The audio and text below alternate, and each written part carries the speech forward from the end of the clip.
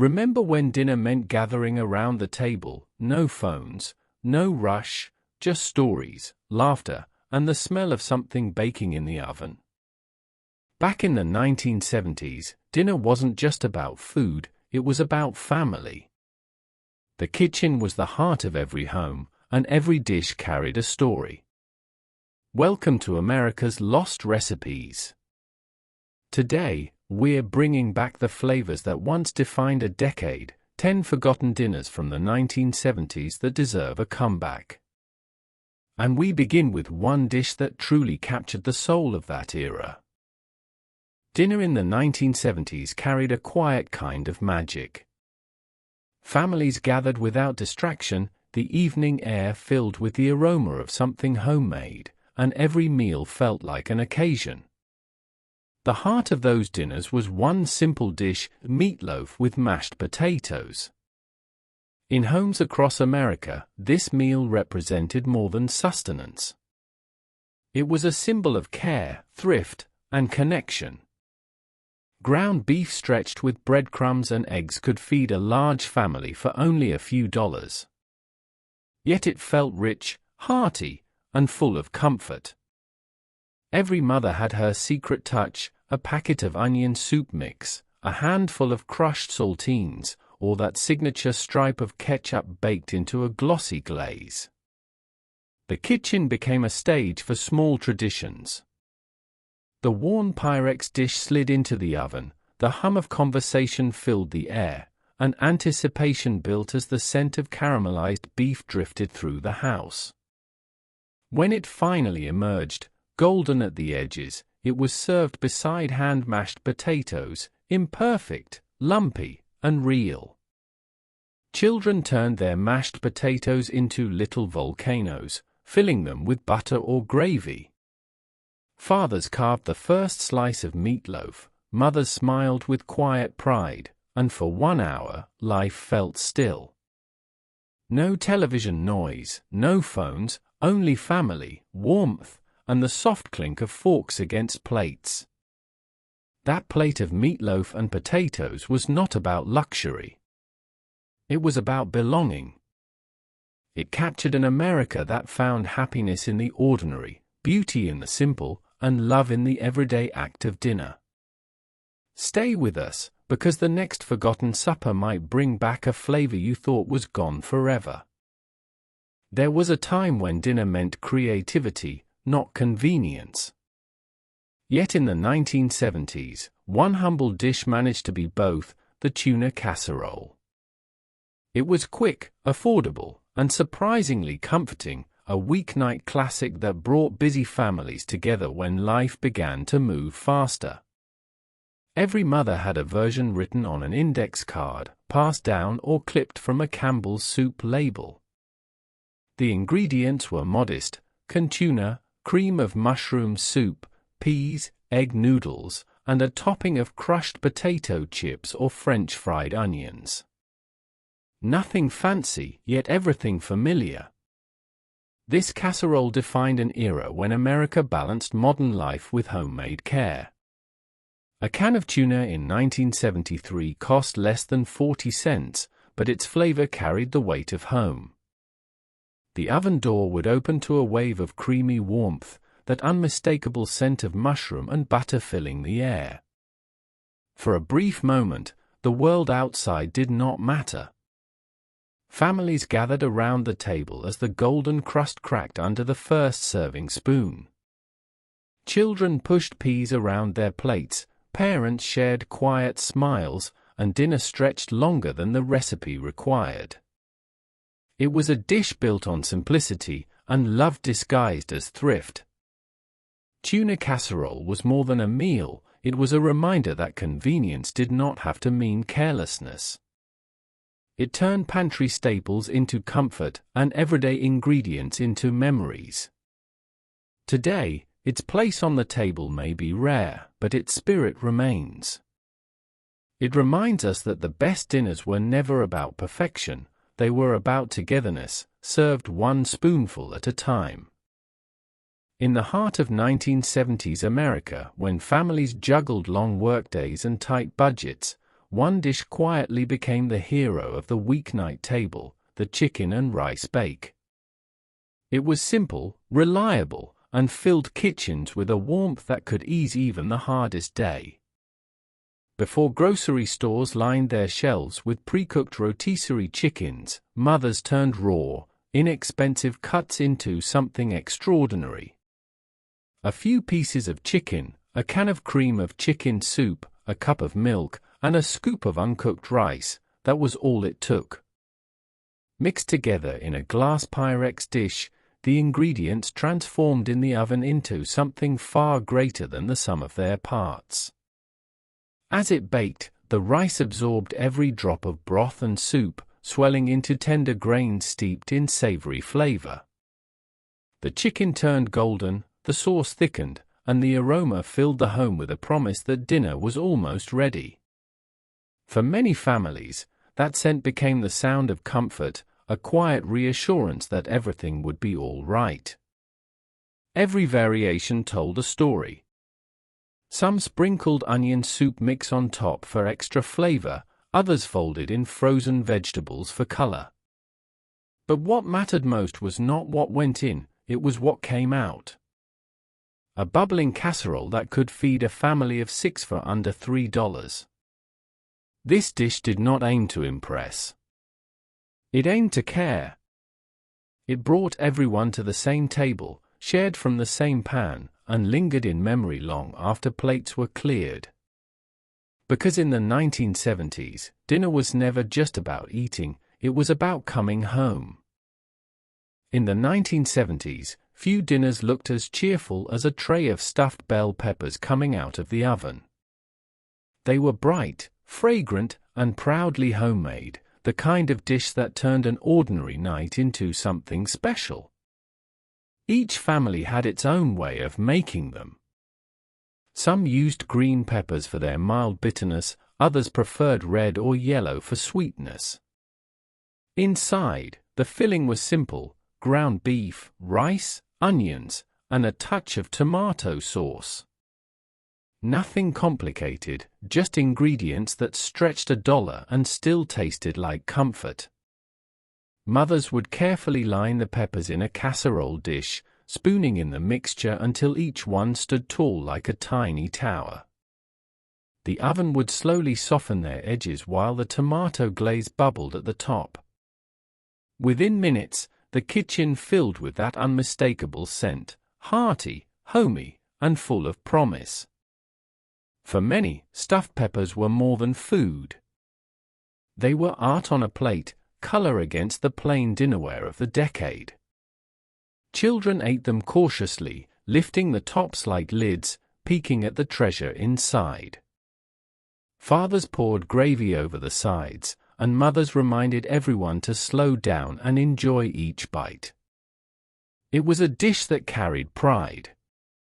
Affordable, nourishing, and beautiful in its simplicity, it reminded families that even the most modest meals could feel like a celebration.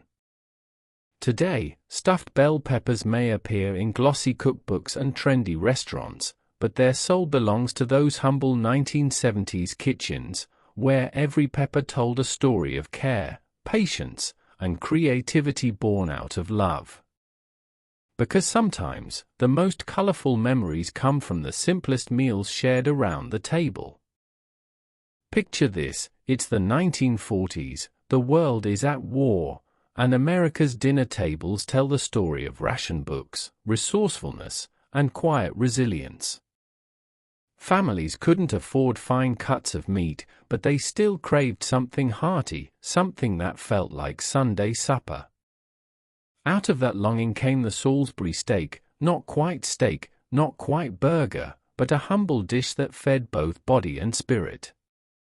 Named after Dr. James Salisbury, a 19th-century physician who believed in the healing power of minced beef, this recipe was reborn during World War II. Ground beef was cheap, easy to stretch, and endlessly adaptable. Housewives seasoned it with onion, salt, and Worcestershire sauce, then shaped it into oval patties, a working man's version of steak. But the magic was in the gravy. Made from pan drippings, flour, and a splash of broth, it turned every bite into comfort you could taste. By the 1950s, Salisbury steak had moved from war rations to TV dinners, resting in aluminum trays beside mashed potatoes and peas. It became a symbol of post-war convenience, quick, filling, and nostalgic for the home-cooked meals America had just fought to protect. Today, it's rarely seen beyond vintage cookbooks or old diner menus. But make it once, and you'll understand why it endured. That first forkful, tender beef smothered in dark, rich gravy, tastes like history itself, a reminder of the times when Americans stretched little into plenty, and every meal was made with patience and pride. So, the next time you hear the sizzle of beef in a skillet, remember, that's not just dinner. That's a piece of wartime America, reborn in your kitchen. This is America's Lost Recipes. Subscribe to keep its flavors alive. Picture this, a cozy 1950s kitchen, floral curtains swaying, a radio humming Bing Crosby's voice, and a pan of stuffed bell peppers baking slowly in the oven. The air is thick with the scent of tomato sauce and melting cheese, a smell that meant home, comfort, and care. Stuffed bell peppers were more than a recipe, they were a mother's quiet triumph. Born during the Great Depression and perfected in the post-war boom, this dish was the definition of resourceful cooking. Housewives would hollow out glossy green peppers and fill them with a simple mix: ground beef, rice, onions, and tomato sauce. It wasn't fancy, but it was hearty, balanced, and beautiful to look at, the kind of dinner that made a modest kitchen feel like a celebration. By the 1950s, as suburban America expanded, cookbooks and magazines began featuring colorful pepper suppers as a symbol of wholesome family life. Each pepper, baked until tender and slightly caramelized, represented abundance in an era finally recovering from rationing. Some recipes even swapped rice for breadcrumbs or topped the peppers with a generous layer of cheddar, proof that creativity was as important as thrift. Families would gather around the dinner table, and the first cut through a pepper revealed its steaming, savory heart, the perfect union of flavor and memory. Children might not have known the history behind it, but they knew one thing: when stuffed peppers were on the table, love was too. Today, they're a rare sight, forgotten in the rush of modern convenience. But one bite takes you back to a simpler time, when every meal told a story of care, community, and homegrown pride. This is America's Lost Recipes, where we bring forgotten family favorites back to life. Imagine a 1960s dinner party: crystal glasses, soft jazz on the record player, and a shimmering silver dish set in the center of the table. Beneath its lid waits something creamy, elegant, and comforting: chicken a la king. A dish so beloved, it once symbolized sophistication on every American menu. But its story began long before the suburbs and cocktail hours. The origins are a bit of a mystery. Some say it was created for a Philadelphia hotelier named King in the 1890s, others claim it debuted at New York's Brighton Beach Hotel. What is certain is that by the 1940s and 50s, it had become a national sensation. Tender chunks of chicken, mushrooms, and pimentos simmered in a buttery cream sauce, ladled over toast points, rice, or flaky biscuits, it was the kind of dish that felt indulgent yet familiar. During post-war America, chicken a la king represented progress. Canned mushrooms and evaporated milk made it accessible to homemakers who wanted a touch of restaurant glamour without leaving their kitchens. Cookbooks described it as a dinner fit for a king, and for many families, it was exactly that: a taste of luxury on a budget. By the 1970s, though, the dish faded as fast food and frozen meals took over. the slow stirring, the rich sauce, the hand-cut vegetables, all replaced by convenience. Yet when you revisit it today, you understand why it reigned for decades. Each bite carries the warmth of post-war optimism, the comfort of family dining, and the charm of an era when elegance met effort. This is America's lost recipes, reviving the dishes that once made every table feel like a throne.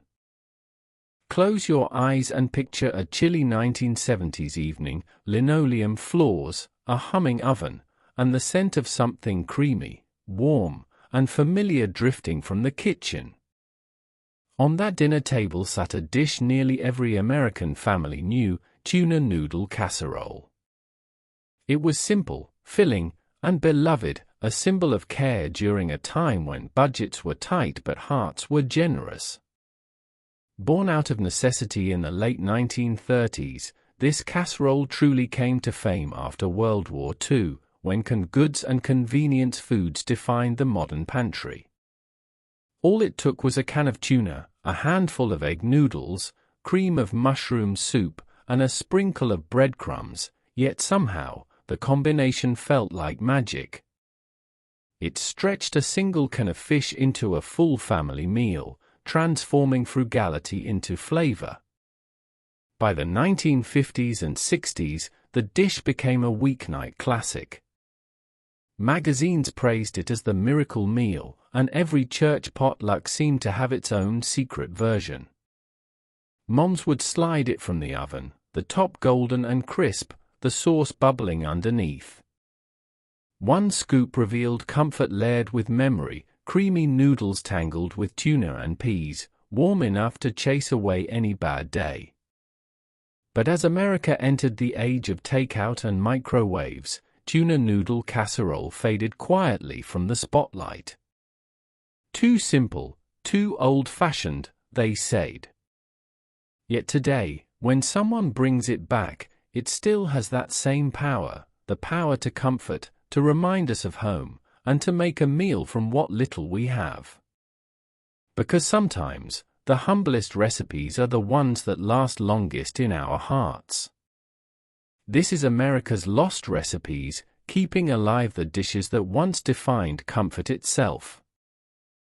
Imagine the aroma of onion sizzling in butter, tender beef browning in a cast-iron skillet, and a creamy sauce simmering to perfection.